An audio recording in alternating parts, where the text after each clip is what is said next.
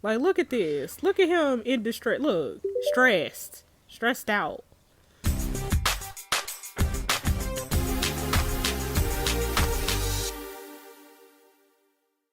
What's up, y'all? It's Jess. Welcome back to my channel. Today we are doing the next episode of Redman. We got to figure out who killed my bro right here, Jerome Jacobs. We got to figure out who killed him. He fell off a London Tower block. He fell off Stafford Tower. Last episode we talked to Lucas, who's his friend, and we also talked to Marcus, who is his stepfather. And Marcus admitted to throwing hands with his mama, with Jerome's mama, and Lucas admitted to running up on some ops, a rival gang. So we don't know who, we don't know what happened to my bro Jerome, but he did have some shady characters in his life, and that's all we know. So let's just go ahead and jump into episode 2. Okay, Bronson calling. Hold on, y'all. What up? Hi, Detective. Hey. Sorry we got cut off earlier. Yeah. How's the boy? Remember, somebody got stabbed last time. He's doing all right. He's doing all right. The knife hit a main artery, pretty bad, Lord. to be honest. But somehow I managed to stem the blood flow until the paramedics came. He's in a stable condition, critical, but he's in a stable condition. Okay. Unfortunately, Maguire couldn't apprehend the assailant. I understand he caught up with him, but he drew his knife, so not much he could do.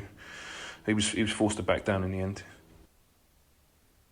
Okay. Is it connected to the case? Because we got a couple people running around with knives. Well, it doesn't really look like it. I've spoken to the other detectives who are now taking the case, but it seems as though it's more of a personal feud that was going on. Yeah, as you know, it's pretty common around here to see these types of things. So I'm sure we'll be seeing it again. All right then. Well, we're heading back in. I'll chat to you in a bit. You know where to get me if you need me. All right. Yeah. Let's go to the chat. Y'all, I never talked to this forensics man, so I don't know. Can we complete a post-mortem, sir? Hey, Vikram, please complete a post-mortem of the deceased, please. Oh, he said well underway. He said, girl, you late. We'll let you know when it's complete. Can we skip time? Yeah. Okay, he said completed. Time of death approximately 2:26. Okay. Impact to the victim's skull has revealed velocity of the fall and determined height from that. Roughly 10 stories high. Got a team pulling prints from those railings now. Now this is significant. What's significant, Vikram? The victim sustained injuries at the time of death not consistent with a fall. Defensive bruises on his arms. That rules out suicide, right? Because he fighting for his life. It would appear so. Anything else, bro? Vikram said yeah. So out with it, Vikram. We found more bruises on the victim not sustained from the fall, but these date at least a week prior to his death. Bruises on the neck and chest, and lastly, the victim had very little alcohol and no drugs in his system. I know he went to a big party that night, so thought that was interesting. That is interesting. Thank you, Vikram. I ain't sending that man an emoji. Not sending that man an emoji. Vikram said, you're welcome. And one more for the road. Pathologist team has just messaged. Victim's prints recovered from railings of Stafford Tower. Jerome was pushed from the 12th floor. Okay, thank you, Vikram. Okay, let's go to Sutherland and my team on the ground. Bronson and McGuire, please conduct a community impact assessment and report back, whatever that means. McGuire said, what's that? I don't know. Bronson said what it sounds like. Assessing the impact on a community after a critical incident. Mandatory after any murder. McGuire said, okay, sure. Bronson said, we own it. Skip this time. I paid too much money to be waiting. Okay, Bronson, they finished. It's not good. Okay, the community's shocked and devastated by Jerome's death, which, yeah. That man fell 12 stories. In fact, it's probably the worst I've seen, and this community has been through its fair share of trauma. What happened? No one can quite fathom that Jerome Jacobs is the murder victim. I don't want to heap any more pressure on you, but the situation out there is fragile, to say the least. Sutherland said, okay, boys, anything that assists the investigation. Bronson said the name Kane came up several times, always under hushed voices. An infamous local gangster, it seems. They misspelled gangster. The Peckham Boogeyman, worth investigating. And Sutherland said, okay, boys, thanks. All right, Kane, y'all.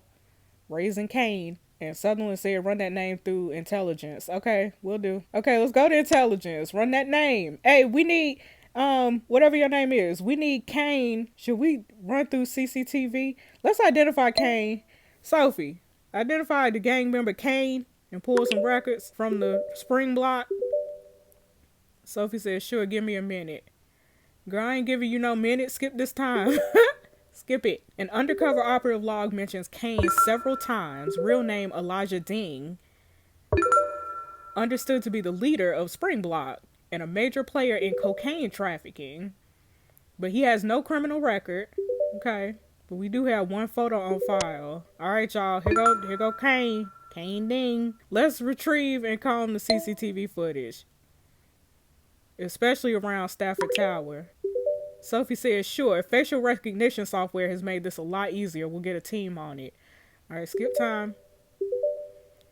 Okay, Sophie says, so, our team got quite a haul. Oh, shoot. CCTV footage of Marcus, Lucas, and Jerome. Okay, hold on, y'all. Let's watch some CCTV. Okay, that's Marcus, y'all. Stumbling around drunk. Look at him. Stumbling around in them London streets. But he was not at Stafford Tower at 226. Because remember, that's when Jerome was getting pushed off the tower. So he walking around drunk somewhere. So he's not our suspect. Okay, this is Lucas. This 210. I think this Lucas. Okay, Lucas threw that mask on the ground while he was running for his life. Good Lord, Lucas, you need to be a track star. And then this is Jerome. Jerome had a chrome mask minutes after Lucas. Why did Jerome have the mask? Why did Jerome have the mask, y'all? Hold on. Y'all, I did not think that why was Jerome carrying a mask of the op gang? Okay. That's crazy. Okay, you got anything about Stafford Tower? Sophie? She gonna say nope. Right. Footage was not recoverable. How convenient. Those cameras are on a much shorter loop and had already reset before our team got to them. I know, a real F up. Anyways, your first case. You didn't expect it to be that easy. Girl, I was going to put an emoji. I'm going to just say, I suppose not, girl. I'm a professional. I don't be sending emojis to y'all. We are professionals. Sophie said, oh, Jess, look what's been going on around Scotland Yard. Who is it? Sutherland in the 90s. I do not care about this man. I am here to solve a case, child, when he started as a detective. God, the years have been unkind to poor Southers. Scotland Yard does that to people. Sophie, I don't care about this man. Let's go to the chat. Let's go on the ground again. Let's talk about that CCTV footage. Y'all seen this footage, y'all? Sutherland said, yes, I had a look. How you seen it, Sutherland, and I ain't seen it? It certainly corroborates their statements. Marcus is intoxicated. Lucas is running around with a chrome mask before ditching it. And Jerome is holding that same mask only minutes later. I said nothing of his fall, however. Y'all, Jerome had that chrome mask like 2 minutes before he died. Sutherland said, now you're getting greedy. It's an unwritten rule in murder investigations. The CCTV footage you most want is the one you'll never get. Okay, y'all, I do want to bring Kane in for questioning, but I feel like there's more we need to be looking at before I bring Kane in for questioning. Let's go back to Sophie. Why would we be doing automatic number plate recognition? But sure, let's just do that. Sophie said, "Shoot, yeah, good move." Don't be complimenting me on my job, girl. I'm a detective. I know. Flick of a switch, and we can identify every car coming in and out of Jerome's neighborhood at the time of the murder. God, this tech is making my job so easy. We'll get our team on it now. Okay, well, get a move on. Of course, a flurry of paramedics and police right after the murder, but a half hour before, a black Mercedes with tinted windows enters the neighborhood. The vehicle is registered to a middle-aged woman, but an undercover ops team is logged it as a criminal vehicle associated with one particular gang. Guess who? Gotta be Spring Block, sis. Gotta be. Ain't it? She said, "That's right, babe. Don't call me babe." What's new? What's new, Sophie? You better not be like, "Oh, I got a new hairdo." Because I do not care. Okay, Crown Court has granted us access to Jerome's photo album and new chat convos in his chat app. If you haven't already, I start digging around in there for clues. Thank you, Sophie. Thank you, because I was just about to go to that. I was just about to go. So let's go to Jerome's phone, y'all. We got a chat app. We got some more chats, right? Oh, we got more chats, because remember, we could only see the SE15 and the mama one. Okay, so let's go to Kieran. Let's go to Kieran and look at his messages. Okay, Kieran is another friend, y'all. So 2 weeks ago, he said thanks. And Jerome said, "No worries, bro. Anytime, okay? My mom gives me way too much anyway. You're doing me a favor." Okay, what y'all talking about? Man's looking sharp. All right, 4 days ago, Kieran said, "I'm sorry I keep taking lunch from you, Jerome." Jerome said, "I told you it's not a thing. Don't mention it again." And he said, You seem angry with me today." And Jerome said, "That was nothing to do with you." So Jerome was angry 4 days ago. He was troubled by something. Kieran said, "What's it all about?" And Jerome said, "I don't want to bring you into it." Okay, and then yesterday he said, "Kieran, do not bring a knife tonight." Kieran said, "You know about Spring Block, bruv." And Jerome said, "Yeah, I do." "And what about Kane?" Jerome said, "Lucas told me." "You really think carrying a knife into their ends is going to make you any safer?" And Kieran said, "Well, yeah, it's protection, isn't it?" And Jerome said, "You never even used a knife, Kieran. You take that out in a fight, it's going to end up being used on you." And Kieran said, "But Lucas is bringing one." Jerome said, "Lucas will do Lucas. But I know you got more sense than that, Kieran. You always have." And he said, "Fine, I won't take a knife." Okay, so Jerome is the one that told Kieran not to take a knife. That chicken fat story is pretty mad though, right? What chicken fat story? What y'all talking about? All right, y'all, so we got a clue in there. Let's go to Lucas. Okay, so 11 days ago, Lucas said, "You done Miss Doyle's homework." All right, y'all, read this. Read this. Did you do the homework? Da da da da da. Okay. Oh, Lucas said, "Nothing, just jamming with Will." "What you saying? Want to come around my yard? Kieran's coming." This was 6 days ago that we were talking to Lucas. And he asked, "Do you want to come around my yard? Kieran's coming." Jerome said, "Can't." He said, "You okay?" Jerome said, "I'm fine." But he was troubled by something. He was troubled by something 6 days ago and 4 days ago. And then yesterday, Jerome message said, "Why are you such a effing waste man? You gonna bring a knife tonight? Stop being such a punk all the time." And Lucas said, Younger don't have chat for me. I'm not trying nothing." If we're gonna motive in those ends, Spring Block is gonna be there.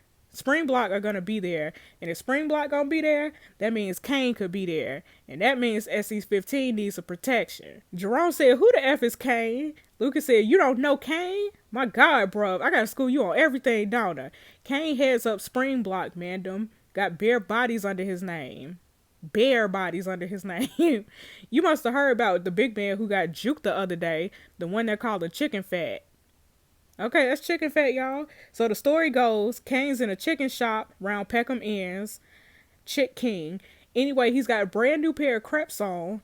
Nike Air Max. And some big man in there, chatting bear gas, goes and spills barbecue sauce all over the new crepes. Some crepes is shoes, right? All over the white laces. Kane looks up at big man, waits for him to clean it up. But big man's a op. He's a op. Never even heard of Kane. Says they're dead crabs anyway. Your shoes is dead, bro. Says he did him a favor with that barbecue sauce. So Kane don't say nothing, just calmly bent down, undoes the laces, and leaves the shop. Big man like whatever, keeps on with his meal, finishes up, walk down the street, and then boom! Kane starts choking him out with the barbecue laces. Big man spluttering, chicken wings flying everywhere. Same time Spring Block man them arrive, and they go to work. The next day, chicken shop boss man is out in the alley, taking out the expired ribs and all that, opens up the bin, and in there, in amongst the chicken fat, is Big Man. Eyes wide open, roll back into his head. But that's not it. Barbecue sauce everywhere, coming out of his mouth, coming out of his ears, coming out of his eyes. Now that's Kane. So Kane a killer. Kane is a killer. That Jerome said that is the stupidest thing I ever heard. Lucas said, nah, it's no joke, fam. Spring Block, Kane, them boys are wild. Just think what they could do to the Mando, to SC-15. If we don't pattern up, show them we don't get violated. Okay, so Lucas coming with the strap. Looking to assert SC-15 status. Jerome said, what you on about it? We need to stay out of their way. And no way we should be carrying knives. Lucas said, bro, we don't have a choice. We do not have a choice. We gotta have protection. No way I'm going in the Spring Block ends without protection. Okay, so Jerome did not persuade Lucas to not carry a knife. Lucas was like, I'm coming with the strap, bro. I don't know what you talk about. So y'all, let's look for Will. Okay, here's Will, y'all. Will is sending selfies. I don't know why Will is sending us these selfies. What's going on, Will? Willie Will. Jerome said, why are you sending me these? And Will said, what? Jerome said, why are you sending me selfies of yourself? And Will said, because I look good. Period, Will. Period. Jerome said, LOL, you sure do, Will. And then 12 days ago, Will said, look what Danielle been sending me. Girl is mad. Okay. Hey, babes, why the F am I hearing you been getting with Janine? That B don't deserve you. Your mom. Okay, this is... this is high school stuff. This is high school stuff. What's going on? All right, y'all, read this. All right, 10 days ago, Aaron squared up to Lucas. This is what happened. Hold on, what? Little man got squashed. Okay. All right, yesterday, Will said coming tonight, and Jerome said, yep. Will said safe. Yo, did you leave? That was at 2:07, and he said, yeah, going home. He said, yay, going home. I wish I knew what time he texted that. I mean, it had to be between 2:07 and 2:26, right? Because he was dead at 2:26. Okay, let's look at Aaron's message. 10 days ago, he posted this picture, and Jerome said, when did we take this? Aaron said, a few months back, just found it on my phone. Okay, then Aaron said, I think I'm really into Keisha. And then Jerome said, well, you gotta say something, bro. Make a move. Aaron said, easy for you to say, all loved up with Tara. Okay, who is Tara? Person of interest. A new person of interest. And Jerome said, man, I had to act a proper fool to convince her to go out with me. No risk, no reward. I bet she'll say yes. All right, now 3 days ago, Aaron said, Jerome, you got to be straight up with me, man. I never seen you like this. So he was acting funny. Yeah, he was troubled by something. What's going on? And Jerome said, bro, I can't. Aaron said, look, Karen, Will, Lucas, I love those boys. But Jerome, you're my brother. I trust you with my life. You can tell me what's wrong. And Jerome said, I really can't face it right now. You'll be the first person I tell. He's deeply disturbed by something. You'll be the first person I tell. I promise you, Aaron, but just give me some time. And Aaron said, okay, bro, that's all you had to say. And Jerome said, you're my brother. Okay, so Aaron is his best friend. Aaron said, always. And then yesterday, Aaron was making his moves on Keisha. Okay, so Aaron was moving on his boo. He was trying to get his boo thing yesterday. Jerome said, Lucas just told me some mad story about a brother named Kane who kills people with barbecue sauce. And Aaron said, I don't know anything about that, but I heard of Kane. Everyone has. Okay, he's widely known, very popular. Jerome said, I thought they were just gassing. Aaron said, nah, Kane is real. And Jerome said, what is actually his deal? Aaron said, he a killer. He is a killer. What else do you need to know? And then today at 2 a.m., Aaron said, well, yo, when did you leave? And at 2:02, he said, yeah, sorry, man, bare tired, not really feeling it. And Aaron said, no worries, it's all blessed. And then, hold on. And then Jerome said, look what I found. Okay, so Jerome had I don't know what that clue was, but Jerome had the mask. And then he said, I'm Kane. So Jerome wore the stolen chrome mask. Aaron said, where did you get that at 2:18? And he never responded. Jerome never responded. Okay, y'all, so we done found out about Kane. All right, we got some photos too, y'all. Hold on. Okay, y'all, here's a picture of the crew. We got some photos. Here's a picture of the crew. So from left to right, I know these people now. I know these people because I'm a detective, right? So from left to right, we got Lucas in the black and blue Nike jacket, and then Jerome is in the red and gray, and then Aaron is in the middle, and then Kieran is next to him, and then all the way to the right is Will. So that's the crew. That's the crew. That's gang gang. Okay, y'all, let's click on some of these yellow pictures here. Jerome's girlfriend, that's Tara. It's probably Tara, because I think that's how you say it in the UK. But yeah, we got Tara. Look, the boo thing. We got the boo thing. And then, let's see. Here goes some more pictures.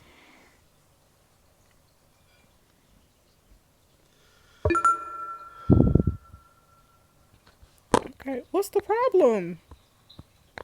What's the problem, Jerome? Oh, y'all.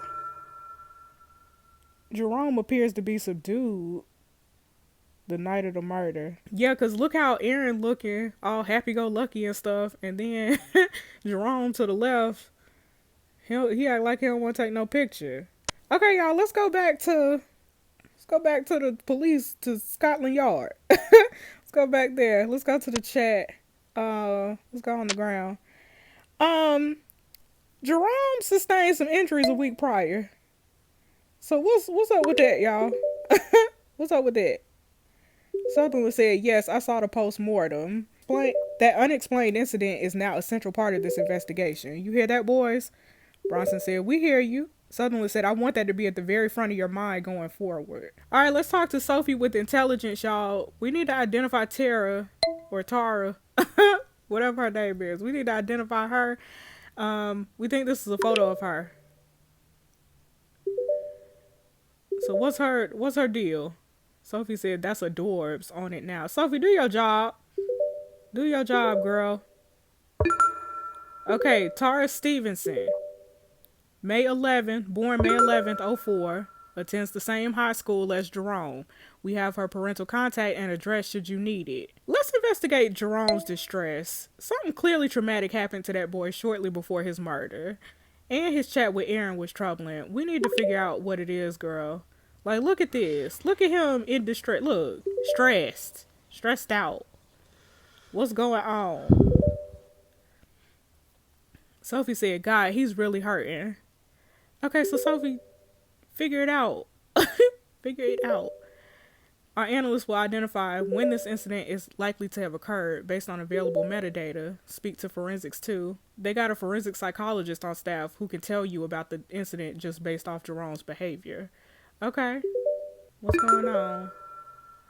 Analysts determined the incident took place 1 week before the murder, and most likely in the morning. Okay. Interesting. Okay, is forensics on? Yeah. Okay. That unexplained incident, Vikram. Sophie said y'all got a forensic psychologist on staff. So what's T? Vikram said, yeah, we got a staff member. Her name's Diane Morris. She's a pro. Tell Diane to get on it. Diane said, hello, Jess. Hey, girl. Hey, sis. I've had a look at the evidence available and reached my conclusions. First, let me caveat that these are speculative assertions based on what there was. My findings are that the victim experienced an intensely personal traumatic event a week prior to his death. This event aroused intense fear, anger, and betrayal. These grew into feelings of shame and guilt in the week following. The victim was unable to confront these emotions and was processing them up until his death. Invaluable or not, I'm going to give her a compliment. An intensely personal traumatic event a week prior to his death. This event aroused intense fear, anger, and betrayal. Wonder what it could be. Okay, let's go to intelligence again. I want to know about Kane, Sophie. That incident about the chicken wing man, the chicken fat man, getting killed with barbecue sauce. Sophie said to look into it, babe. Get on it, Sophie. There are no reports of a chicken shop owner discovering a dismembered body in a food waste container, and no reports of gratuitous use of barbecue sauce in an attack. That said, there are multiple cases of violent attacks in proximity to Peckham chicken shops in the last few years, mostly gang-related stabbings. Nothing specifically tied to Elijah Kang Ding or Springblock. However, many of these cases are still open. Okay, so it was probably like an urban legend then. Okay, what was you up to last night, Sophie? You watched some Netflix or something? What'd you do last night? My girl cooked an amazing dinner, then we went to bed early. Okay, Sophie, you got you a girl? Okay. You got a girlfriend, Sophie? You got a girlfriend or not? Sophie said, yup. Okay, that's why you be calling me babe and stuff and sending me emojis. Okay. Almost 5 years now, me and Bae going strong. Oh, never mind. What about you, Jess? You got a special someone? Girl, I should lie, but I ain't gonna lie to you. I'm lonely, girl. Ain't nobody over here. Ain't nothing going on but the rent around here. You know what I'm saying? I started a relationship with the bot on my banking app. That sound like me in real life. What you talking about? Sophie said you a catch, and there's loads of singletons in Scotland Yard. We'll set you up in no time. Girl, I ain't trying to date no cop. What you talking about? What you talking about, Sophie? All right, y'all. I think it's time to interview some of these folks. We got to interview some of these people. Let's bring Aaron in for questioning. Aaron is the best friend. He's the bestie. Okay? All right. This interview being recorded at New Scotland Yard, London. Detective Sutherland and suggestions on the case. All right, Aaron, can you give us your full name? And Aaron said, Aaron Daniels. What's your date of birth, sir? 4th of May, 2005. Okay. Thank you. Thank you for coming in, Aaron. You know, listen, this got to be a difficult time for you. So we want to be, I want to be soft with him, okay? I want to be soft. Aaron said, thank you. Okay. Tell us about your relationship to Jerome. What was tea? What was tea with y'all? Okay, Aaron said that's the bestie. That's the homie. Been best friends since starting at Peckham Academy 5 years ago. When'd you last see Jerome? He said, can you please just tell me what you know first? I need to know what happened. I want to know. Sutherland said, we believe Jerome was murdered. Pushed from the 12th floor of Stafford Tower.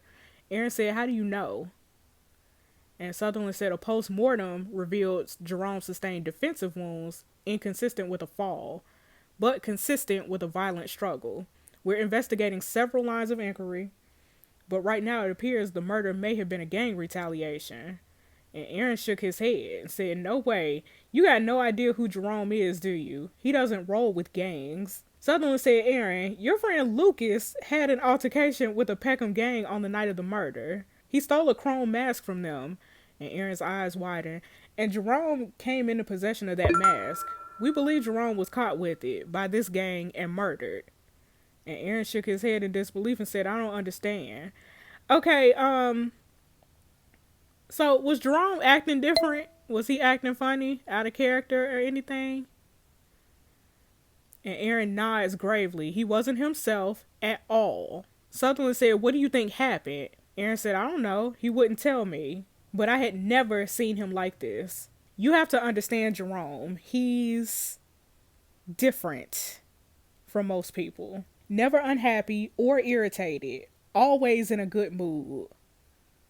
Always lifting other people up. So when he comes into school that day looking like he did, it was so clear that something had happened.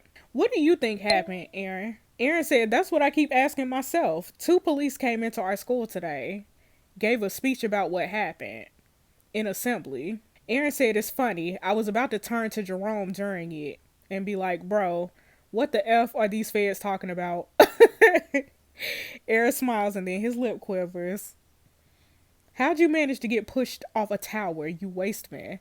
And Aaron suddenly bursts into a flood of tears. I ain't gonna say we will solve this. We're gonna do our best to solve this, Aaron. We're gonna do it. Aaron keeps his head down and his eyes closed. Sutherland says, you can go now, Aaron. Thank you for answering our questions. And Aaron dries his eyes and leaves the interview room. No, I needed to know, I needed him to tell me about Kane. But Aaron wouldn't know Kane. I don't think. I don't think. Let's bring in Tara, the girlfriend, the boo thing. Let's bring her in, see what's going on with her. Okay, hold on. Bronson, what you want? Hello, Detective. Hey. It's PC Bronson here. Hello. I'm with PC Maguire. So we're at Jerome's girlfriend's house. Her name's Tara. We've spoken to her parents. To be honest, I don't think we're going to be able to interview her today. It's going to have to be a postponement. She's really not in a fit state to answer any questions. Apparently, she hasn't been out of bed for the last couple of days. In the last couple of days? Bring her in. This is a murder investigation. I don't care. I don't care. I'm the feds, okay? Bring her in. I'm not about to drag a little girl from her bed. She's grieving, Detective. She's absolutely beside herself. You want me to do I've it? spoken to the mother. It's fine. As soon as she's ready to speak and be interviewed, she's down the station and we're asking her questions. Okay? No. All right, well, we're going to head back in now. If you need anything else, just give me a shout, okay? I want you to go pull that little girl out of her bed and bring her to my police station. What you mean? What you mean? All right, y'all. So we ain't gonna interview Tara. Let's bring in Kane. I know he ain't somewhere in the bed grieving. Bring that man into my interview room. Bronson talking about, you want us to go? Sutherland said, that's all right. I got this one. Yeah, please, Sutherland. Because Bronson and them act like this ain't a murder investigation. I don't know what's going on with them. All right, Sutherland said, found him. Strangely easy. Almost as if he wanted to be brought in. He's in interrogation room A. All right, let's do it. All right, y'all. I wish these people would, like, we had like a like an actual video and I wouldn't have to like read this. Okay. Sutherland said, Elijah, could you give us your full name? He said, Elijah Dang. And do you also go by the name of Kane? He said, yup. What would you prefer we use? And he said, I prefer Kane. I said, okay, what's your date of birth? He said, November 15th, 1989. Where the name Kane come from? Let's figure out some more about you, bro. My dad was a big fan of early hip-hop. Growing up, all I heard, my mom couldn't stand it. Kane smiles to himself. Anyway, there's a song by Big Daddy Kane, Ain't No Half-Stepping. Okay. When my dad put that on, I just go crazy for it. Must have been the first thing I really memorized. Okay, look, we trying to be friends with him, you know, at the beginning, before I slap this murder charge on him, you know what I'm saying? Okay, y'all, these are lyrics. I'm not reading this because I'm gonna mess it up. Because I don't know Ain't No Half Stepping. So I ain't gonna even try to rap for y'all and play myself on this internet. Kane said, I pretty much told everyone to call me Kane from then on. Guess it stuck. Okay. How you enter your line of work, bro? How'd you enter it? Kane said, when I was 12, my grandma passed away. I never knew her. She lived in Sudan. My father spent a small fortune to travel back from the funeral, for the funeral. There was never any question he would. But when he tried to return home, he was denied re-entry. This great country that he called home for 25 years disowned him. Just like that. Well, of course, that was a traumatic time for us. My mom, my sisters, the future of our family fell on my shoulders. And well, I looked at my surroundings, the opportunities before me, and there was only one commercial enterprise I felt sure I could rise in. Okay, you mean drugs. The drugs, bro. That work. Selling that work. He said, I operate a business that went from 5% market share to 80% market share in under 3 years. Our distribution links stretch across London and into the Northwest. My product never goes out of supply and never goes out of demand. Sutherland said, you sound real proud of yourself. Kane said, well, who you think my biggest consumer is? I can tell you now, they don't look like me. And Kane looks to Sutherland. Your daughter, maybe? Sutherland said, watch it. Kane said, all I'm saying is we don't demonize the middle class users. So why demonize the working class sellers? A few decades from now, I'll probably be held as a respected businessman. Why is he... Right, why is he being so candid? Why are you explaining to us how your drug market? Like, this is crazy. This is crazy. Kane said, because I'm not threatened by you. Aren't you curious why I've elected not to have a lawyer present? I mean, I know neither of you have anything that incriminates me. Sutherland said, how can you be so sure, Kane? How do you know? Kane said, I'm a good talker, detectives, because I'm a good listener. And listening, it starts right here. Kane points to his eyes. Watch these two close enough, and they'll tell you everything you need to know. And all I see in yours is desperation. Good Lord. This man, I don't know how to deal with this man, y'all. He might be smarter than me. I'll be saying I'm on the case, but Kane might be on the case better than I am. Okay, tell us about the murder. If you feeling so confident, go on, because I know you know. So go ahead, tell us. Kane said, the murder of who? Someone said, Jerome Jacobs.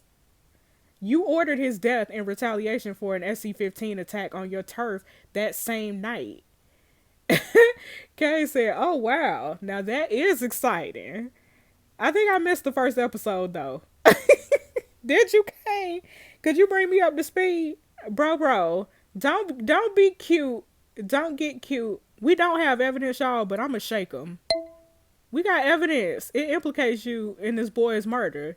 We advise you take it seriously. Is Kane gonna go for it? Oh, Kane said, enlighten me, detective. Who is Jerome Jacobs and what is SE-15? Sutherland said Jerome Jacobs is a 16-year-old Peckham boy who was thrown from the 12th floor of Stafford Tower only days ago. He was part of a gang called SE-15, and we have evidence his murder was carried out by Springblock. Kane said, firstly, I know every gang worth knowing this side of the Thames. I think it's Thames, y'all. SE-15 is not a gang. It's a postcode. Secondly, why would I want to push this kid off a tower block? The acid, because his gang staged an acid attack and stole a mask from y'all. That's why. Kane said, oh, actually, I think I heard this one. Did you? Couple young bucks rolled through our neighborhood and robbed one of our boys, armed with only window cleaner. That was Lucas. Lucas sprayed window cleaner in that boy's face. These young ones are getting more creative every day, I tell you. A Springblock vehicle entered into the neighborhood before the murder. We saw it. We think it's your car, bro. Kane said, I hate to break it to you officers, but you're likely to find a Springblock vehicle on every road in Southeast London. We're bigger than Deliveroo. So tell us about Redman, bro. I can't get nothing out of this man. He too smart for me, y'all. He too smart.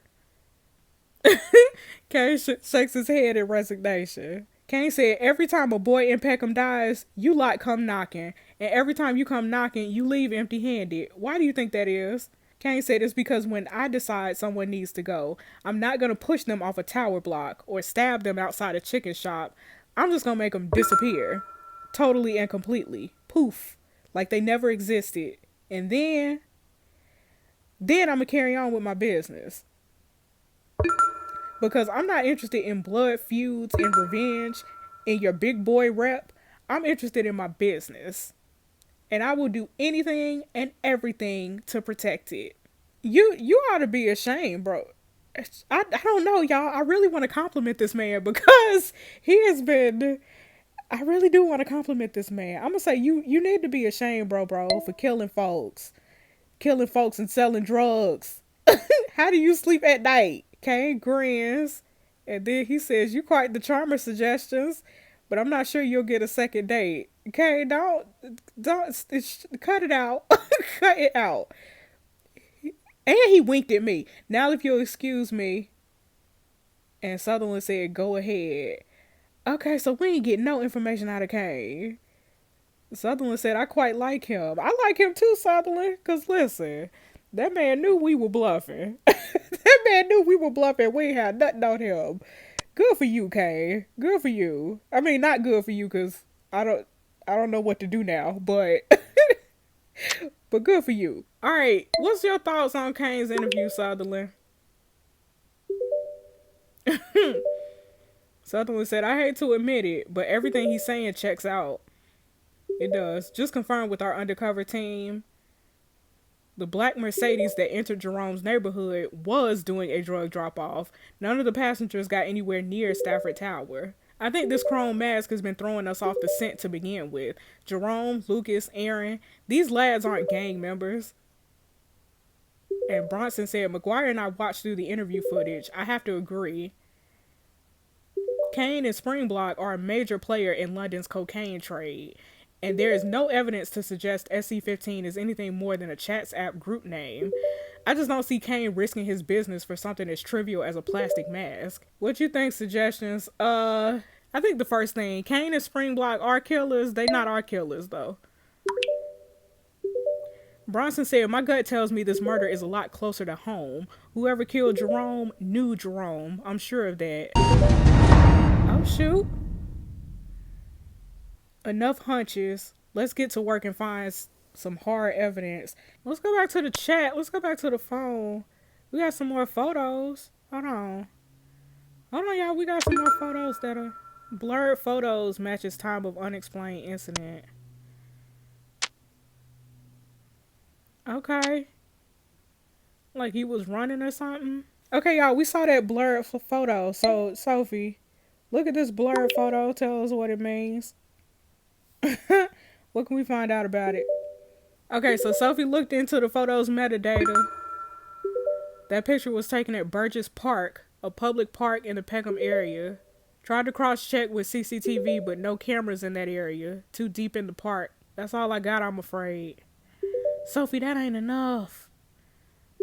She said, I'd hold on to it, though. I have a feeling it'll become clearer down the line. Okay. What's the latest, girl? What's the latest, sis? Sophie said, Jess. What? I just recovered a voice memo from Jerome's mom off a chat a month back. Please listen.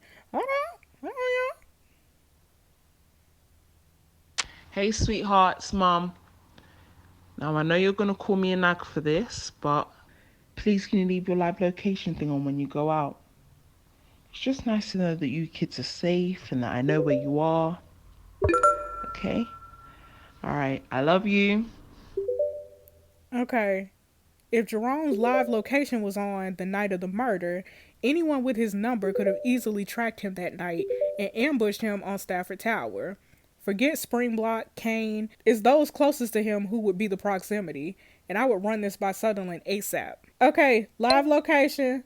Listen to this voice memo, Sutherland. Okay, Sutherland calling y'all. Hold on. Detective, just got your message about Jerome's tracking data on his phone. Yo, what you think? I can't believe it. That's his mum gets him to turn that on, and that could have fucked him. So we're going to have to, as a priority, get down the Crown Court today get hold of someone there and get a special procedure order so we can get access to the rest of the apps on his phone, and we'll see if anyone's trying to track him on the night. But anyone basically linked to him on his phone could have been tracking him, so let's do that as a priority today. Okay, cool. I don't want to take care of it, but should I take care of it? If you can sort that out today, that'd be great. Cheers, bye. Okay. All right, y'all. So that's the end of episode 2.